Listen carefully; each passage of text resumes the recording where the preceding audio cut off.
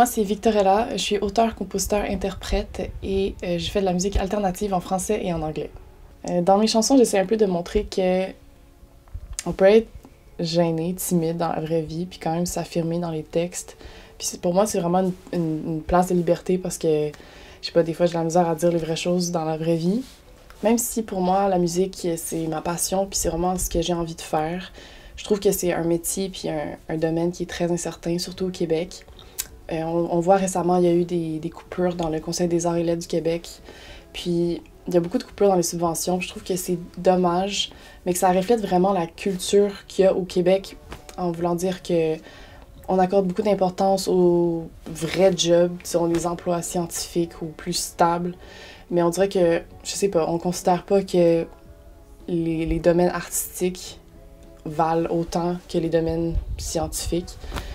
Puis c'est aussi étrange parce que quand on se fait dire que le Québec, on n'a pas de culture, ben on est très... on a beaucoup de fierté, beaucoup d'orgueil, puis on va sortir des noms, on va dire « Mais t'as-tu écouté Jean Leloup? T'as-tu lu Régent Ducharme? Charlotte Cardin est québécoise. » Mais après ça, quand on veut investir dans nos nouveaux artistes, là, on dirait que c'est comme tout le monde recule, puis là, ça devient comme « Ah, ben tu sais, elle va-tu vraiment percer? Ça va-tu vraiment faire de l'argent? Je penserais pas. » Fait que on est mieux de pas mettre notre argent là-dedans. Puis on dirait que, je sais pas, ça reflète le Québec un peu frileux qui a peur de prendre des risques, mais en même temps, c'est de la culture qu'on est le plus fier, fait que pourquoi on peut pas investir là-dedans? On a remplacé toutes les sources de revenus viables par les sites de streaming, puis ça, tout le monde est au courant, mais on dirait que je me demande jusqu'où ça va aller parce que tu sais, pour l'instant, les artistes, ils font leur argent avec quoi? Ben, c'est avec les concerts, avec les produits dérivés. Mais, tu sais, ça va prendre quoi pour que Spotify reconnaisse que c'est les artistes qui font vivre leur compagnie, puis que nous, on est tellement sous-payés, là, comme un stream, ça vaut à peu près 0,003 cents. Fait que c'est pas du tout avec ça qu'on arrive à vivre. Puis la plupart des artistes doivent avoir un deuxième travail.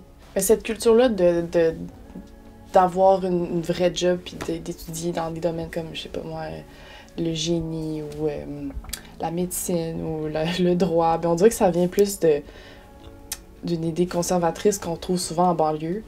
Puis ça se reflète aussi dans les activités culturelles. C'est pour ça que Montréal, c'est vraiment une ville une ville où est-ce qu'il y a vraiment un bon esprit de communauté, en tout cas dans la scène rock à Montréal. Il y a beaucoup d'entraide, puis les gens essaient de se monter les uns les autres, de repartager la musique des autres. Je sais pas ce que l'avenir nous réserve, mais j'espère vraiment que les gens vont avoir envie de continuer à créer, parce que c'est vraiment avec l'art qu'on va peut-être pouvoir réussir à s'en sortir.